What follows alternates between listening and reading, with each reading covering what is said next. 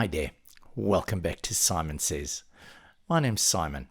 Now recently someone asked me how I get to display the temperature of the processor running my Home Assistant. So that's what I'm going to do today, and I'm going to show you some other cool metrics that you can display as well.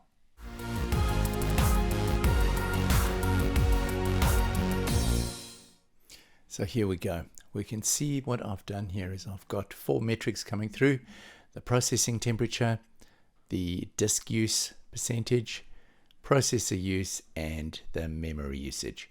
So these are really cool if you want to monitor what's going on with your processor. I've got mine monitoring my command module 4 inside of my yellow. Now, as you can see here, the yellow does run reasonably warm. When you're doing something like a backup or programming an ESP32, you'll see it's pushing up there around the 56 degrees mark. Overnight, it's sort of coming down to around the 52, 51 thereabouts. So yeah, it does run reasonably warm because there are no holes for cooling in the Raspberry Pi or in the yellow box.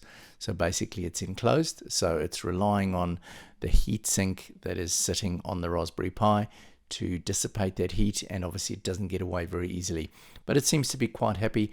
I've done some research, and it seems that Raspberry Pi 4s only start throttling at about 80 degrees Celsius. So we're still running reasonably well. However, when I was running this on a Raspberry Pi 4 with the super cooling module that I had on top, it was around the 30-40 degrees Celsius, so much cooler. Some of the other items we've got here: disk usage, processor usage, gives you an idea. You can see there once again peaking, and memory usage. So this is really useful information. So how did we do this? So what I did is I go along here to my file editor, and this is how I access my configuration file. I can also use the Studio Code server, but I actually prefer this one. I find it a little bit easier to use. Now you'll see at the moment I've got a couple of things going on in here. I've got a InfluxDB connection.